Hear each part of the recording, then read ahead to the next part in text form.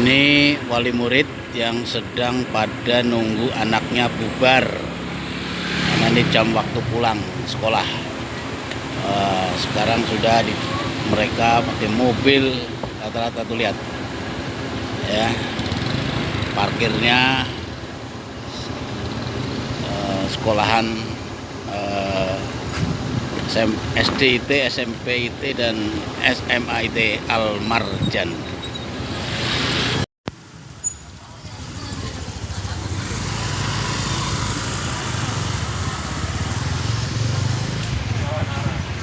Ini situasi di lingkungan sekolahan Al Marjan. Tuh pos security-nya. Ini gedungnya. Tuh. Sekarang menjadi sekolahan elit di Kota Bekasi. Yang dulunya sekolah biasa-biasa aja. Kita ingin tahu bagaimana sekolah ini dikelola dengan tokoh sang penggeraknya nanti. Itu. Nah, ini gedung depannya aja, gedung belakangnya lebih detailnya nanti saja. Ini situasi depan, ini para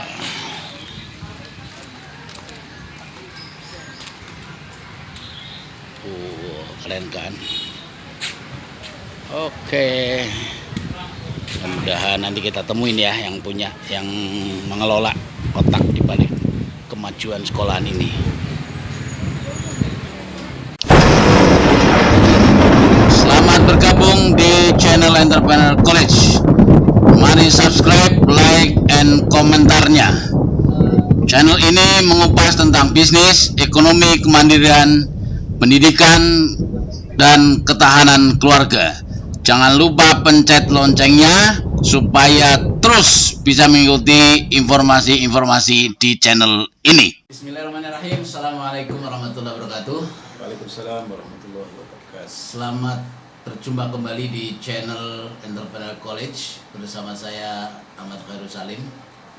Kali ini saya mendatangi satu tokoh praktisi pendidikan, tapi saya ingin mengorek dari beliau ini tentang ruh penggeraknya dari sebuah pendidikan, karena pendidikan yang beliau kelola ini luar biasa. Yang tadinya sekolahan biasa-biasa, tapi hari ini menjadi sebuah sekolahan elit ya. Alhamdulillah. Bayarannya mahal, masuknya aja berapa? 25 juta itu SPP-nya, itu dari sekolah biasa awalnya kan. Tambah kanak-kanak, konon begitu ceritanya ya. Kita perkenalkan Pak Zeni. Assalamualaikum. Pak Zen, tolong kenalkan sedikit dong background panjenengan ya kan. Ya. Anak pesantren yang merantau. Ya. Siap. Oke, bismillahirrahmanirrahim. Assalamualaikum warahmatullahi wabarakatuh. Assalamualaikum. Saya Zaini Mustafa, alumni Pondok Pesantren Ar-Rasyid, Bojonegoro, Jawa Timur. Salah satu doktrin di pesantren yang saya sangat hafal sampai hari ini, Safir Tajid Iwadun Amman Tufarik. Itu juga yang menjadi doktrin orang-orang Israel untuk bertebaran di seluruh muka bumi, menggerakkan energi perjuangan di berbagai tempat dengan macam-macam peran. Ya, ada peran pendidikan, peran politik, ekonomi, dan macam-macam. Itu tadi maksudnya terjemahannya gimana ya biar publik tahu ini? Oke. Safir Tajid Iwadun Amman Tufariku itu artinya safir, artinya berhijrahlah, berpindahlah. Kan itu doktrinnya, bertebaranlah ke seluruh muka bumi ya. Safir Tajid Iwadun Amman Tufariku. Niscaya Anda akan mendapatkan pengganti apa yang Anda tinggalkan sebelum safir tadi. Oke. Iya. Jadi kalau kita hanya berhenti di kampung, mungkin saya nggak akan seperti ini juga, karena interaksi saya terbatas di kampung. resources saya juga terbatas. Tapi saya masuk Jakarta pertama kali, saya sudah dapat misi 9 bulan di Lemhanas, mendampingi seorang eselon 1 yang sedang ikut program pendidikan Lemhanas 9 bulan. Artinya dengan ini mengamalkan satu perintah agama agar bertebarlah kalian ke muka bumi, agar syiar agama ini makin menyebar kemana-mana. Ya. Dan dengan begitu panjenengan menemui banyak komunitas, menemui orang baru, menemui. Jadi jangan takut tidak bisa makan karena Anda merantau, karena orang-orang sukses itu orang-orang yang merantau. Kira-kira begitu ya. Lembaga pendidikan yang menjadi pijakan pertama saya masuk Jakarta itu adalah pondok yatim. Saya tiba-tiba dilempar ke daerah namanya Kampung Sawah. Dulu nama pertama kali mendengar Kampung Sawah itu saya down juga secara moral. Wah, aduh kok Jawa Timur merantau ke Jakarta, kok saya terlempar ke pinggiran kota, gitu kan, menjadi orang pinggiran. Kampung Sawah ini ada namanya pendidikan Yayasan Fisabilillah. Yes. Ya kan? Saya tidur bersama anak yatim. Tuan gurunya kayaknya Haji Pak Rahmaddin Afif, anaknya Pak Mas Malik, kebetulan teman saya. Jadi saya jadi tahu makanya. Oke, atau di sana ya? Oke, lanjut. Kurang lebih 2 tahun saya hidup dan beraktivitas bersama santri. Alhamdulillah setelah nggak lama saya di situ ada bantuan komputer sekitar 10 unit dari Krakatau Steel. Di situ saya belajar komputer yang zaman itu masih sangat terbatas. Tahun berapa itu kira-kira? Saya masuk Jakarta itu 96. Jadi mungkin sekitar 97 dapat bantuan dari Krakatau Steel. CSR-nya Krakatau Steel. Ya. Jadi komputer belajar komputer berasal keterampilan desain, kaligrafi dan lain-lain. Di situ confidence saya makin tumbuh. Ya. Kemudian nggak lama kemudian saya dibawa ke Al-Marjan yang waktu itu baru merintis SDIT. Oke, jadi itu tahun 96 gitu ya. Al-Marjan posisinya masih baru TK saja. Baru taman kanak-kanak saja. Beliau masuk. Ya. Nah, setahu saya beliau ini tadi saya katakan berkembangnya Al-Marjan ini otaknya ya beliau. Ya. Tentu tidak sendirian, ya kan, banyak orang, ada pengurus, ada yang lain-lain, tentu tidak sendiri. Tapi tidak ada motor penggeraknya kan juga nggak mudah, kan gitu kira-kira ya. Monggo lanjutkan Pak. Ya, jadi 96 setelah dari Pondok Yatim Yasfi tadi, saya diajak pengurus Al-Marjan, namanya Pak Haji Sumarsono almarhum, untuk membidangi berdirinya SD Islam Terpadu Al-Marjan. Di situ saya hanya berdua. Saya dengan Pak Rusdi Bahawan, seorang dosen dari Madura yang nggak lama kemudian juga meninggal, sehingga saya betul-betul belajar dari nol, mengcreate sekolah terpadu. Sorry Pak, saya potong dikit. Emang background panjenengan itu pendidikan? Sebenarnya tidak ada. Saya belum sarjana. Waktu masuk Al-Marjan saya tidak sarjana. Saya hanya alumni pesantren saja. Cuman kan di pesantren itu belajar dari pengalaman. Yes, ada pendidikan. Ada ada teori pendidikan namanya mata pelajaran tarbiyah. Oh iya. Jadi bagaimana cara mengajar, how to teach itu diajarkan oleh pesantren. Bahkan menurut saya lebih sempurna dibanding anak-anak dari fakultas pendidikan yang belajar ngajar di kelas. Ya. Karena kami ngajar itu satu kelas diawasi oleh seluruh teman-teman. Karena pendidikan pesantren itu biasanya praktis, pragmatis, pengalaman langsung di lapangan, sehingga pengalaman itu yang membawa panjenengan menginspirasi Al-Marjan untuk berkembang gitu ya. Tadinya masih baru taman kanak-kanak. Terus sekarang sudah berkembang ke SDIT, SMPIT, SMAIT, dan daycare untuk usia 2 tahun. Anak-anak guru dan anak-anak. Total murid sekarang berapa? Jumlahnya kurang lebih 940-an. 940-an untuk semua level. Untuk semua level. Totalnya. Semua level ya. Dan ini di kawasan Bekasi. Yes. Itu kota Bekasi ini kategorinya sekolah elit. Ya. Aku ingin masuk ke Pak Zen. Ya. Bagaimana panjenengan bisa mensulap dari sekolahan yang biasa-biasa bermigrasi menjadi kelas elit yang penggemarnya tentu segmen pasarnya berubah. Iya. Yang tadinya segmen pasarnya menengah ke bawah, Iya. sekarang panjenengan memasarkan ke menengah atas. Yes. Yang sekarang untuk masuk Al-Marjan saja sudah 25 juta pakalnya. Ini gimana caranya memigrasi ini, Pak? Itu. Yes. Yang pertama, saya menggunakan istilah Pak almarhum Azumari Azra, Profesor. Beliau mengistilahkan sekolah-sekolah Al-Marjan ini istilahnya middle up kelas muslim. Dulu kelas menengah muslim ini tahun-tahun 70-an, 80-an itu lebih memilih sekolah-sekolah Kristen atau sekolah sekuler. Ya. Ada gitu. penabur, ada apa namanya dulu banyak. Ya, sekolah taman siswa dan lain-lain. Siswa Tarakanita ya, dulu kan banyak gitu ya. Betul. Sehingga tokoh-tokoh nasional kita zaman itu banyak alumni dari sekolah luar Islam. Nah, ketika IJMI berdiri tahun 80-an itu kan punya rintisan pendidikan terpadu. Ya. Al-Marjan zaman saya masuk oleh Pak Rusdi Balwan itu sudah dibawa ke predikat sekolah terpadu. Tetapi beliau tidak punya relasi langsung dengan keterpaduan itu.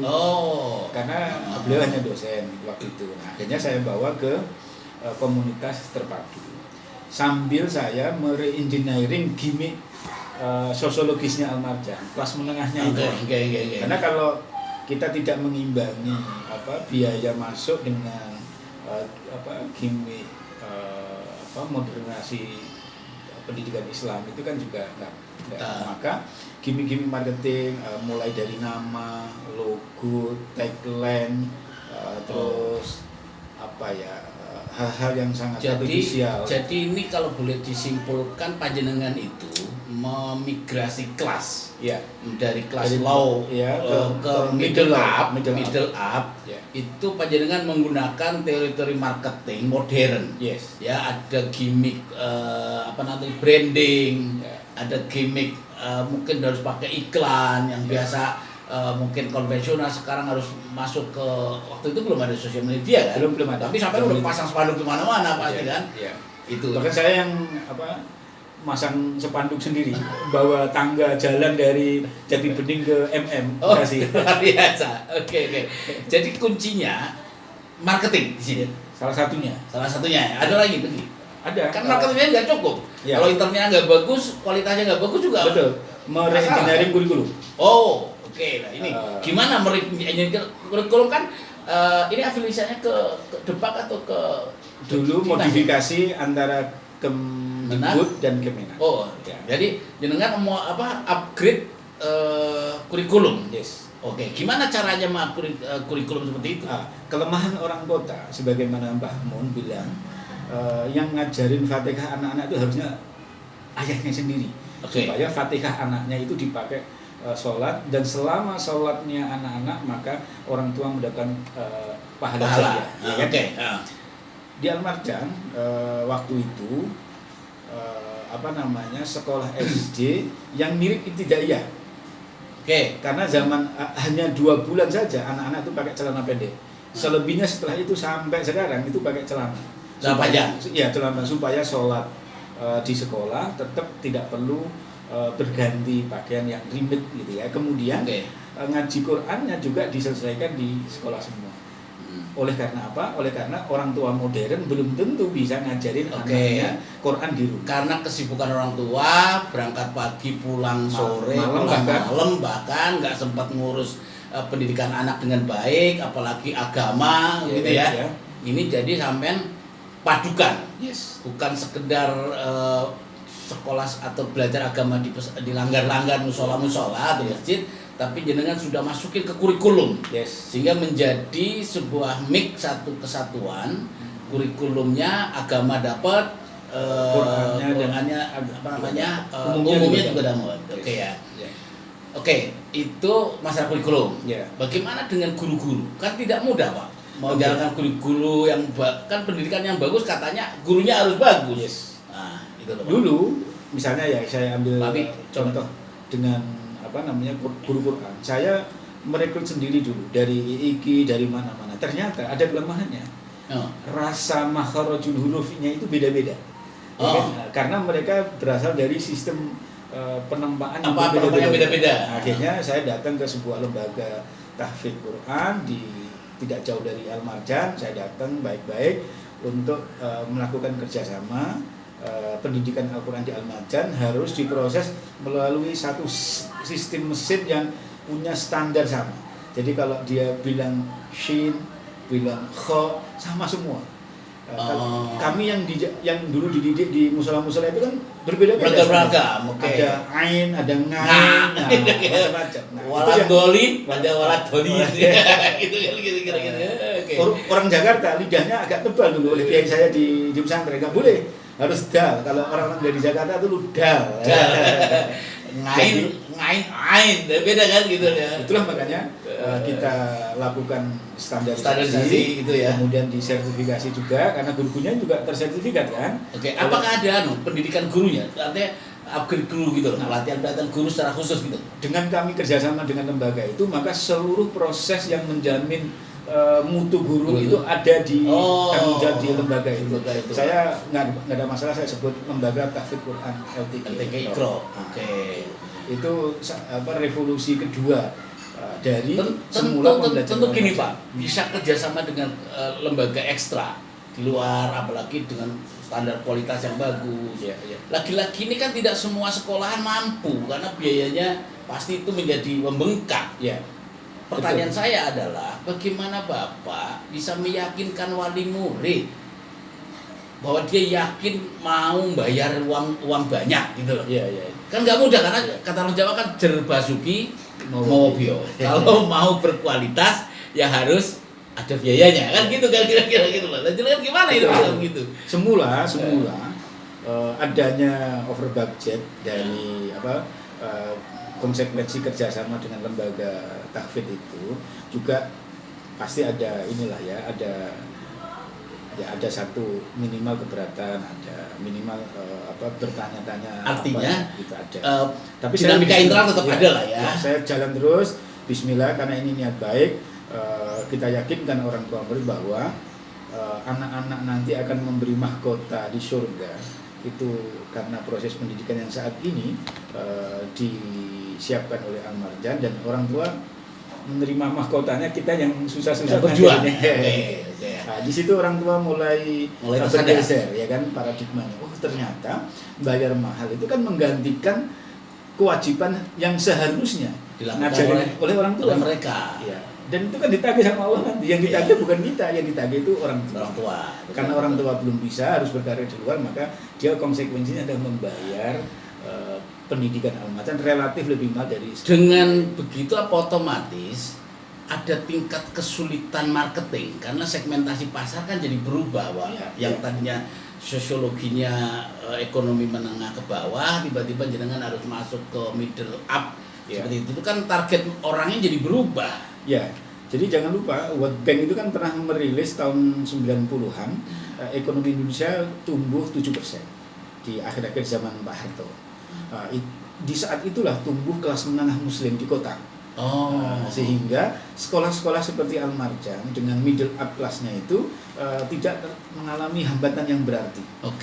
Sebagai contoh misalnya sekolah-sekolah yang menggunakan predikat terpadu itu sampai hari ini ada 4.000 titik di seluruh Indonesia. Bahkan di Freeport itu ada 2 titik sekolah terpadu. Ini artinya gini loh Pak. Ini pesan Pak Zen bahwa seorang kreator pendidikan, seorang pengampu pendidikan, seorang penggerak pendidikan itu bukan sekedar kita pinter, tapi juga harus paham sosiologi pasarnya, sosiologi masyarakatnya sekitar. Karena keberadaan sekolah ini memungkinkan memang dijual dengan target pasar yang lebih tinggi. Karena tadi ekonomi masyarakat yang makin bagus gitu kan. Tapi kalau ini tetap di kampung dengan target menengah terus itu ke bawah terus kan berarti agak susah dan pernah gagal. Jangan lupa. Pernah gagal? Pernah gagal. Jadi gagalnya gimana? Kan kita pernah diminta untuk mendirikan TK di sebuah di sebuah komunitas yang ekonomi eksternalnya tidak bukan TK di sini tidak sama di sini tidak di sini. jadi pasar di sekitarnya itu tidak sama dengan di sini, sehingga ketika di upgrade pembayaran sekolah sama dengan sini. Oke, berarti kolamnya memang beda ya. Beda. Jadi sosiologi sekolah itu perlu dibaca. Terakhir Pak, saya ingin minta panjenengan kesimpulannya untuk sebuah sekolahan yang maju, yang kualitasnya bagus, Jerbasuki mau masyarakatnya juga mau mengeluarkan biaya karena memang pendidikan yang berkualitas itu penting. Nah, coba panjenengan punya pesan terakhir apa Pak? Gini, saya pinjam doktrin yang ada di rakyat Cina itu ya.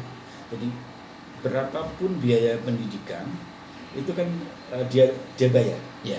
Karena istilahnya Pak Zar Gontor, Zarkasi ya Pak Zarkasi itu Pak Kiai, bahwa pendidikan adalah politik tingkat tinggi.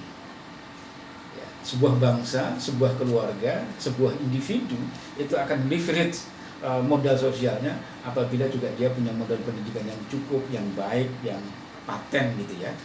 Lebih-lebih kalau barokah ilmunya itu sumrambah, maka output dari lembaga pendidikan itu alumni juga luar biasa. Oke, terima kasih Pak Zen sudah memberikan inspirasinya. Mudah-mudahan buat para pengelola pendidikan, buat para orang tua, buat masyarakat semua, bahwa pendidikan berkualitas itu penting, tapi Jerbasuki juga tetap mau bio. Yeah. Harus ada biaya yang mengikuti, dan bukannya cukup itu, tapi Pak Zen melakukan yang namanya strategi transformasi sosial, transformasi budaya, transformasi kualitas. Transformasi ini menjadi strategi untuk merubah sekolahan yang tadinya kelas bawah menjadi elit, berkualitas dan maju terus. Gitu kira-kira ya kesimpulannya. Insya Allah. Oke, terima kasih semuanya. Mudah-mudahan menginspirasi. Assalamualaikum warahmatullahi wabarakatuh. Waalaikumsalam.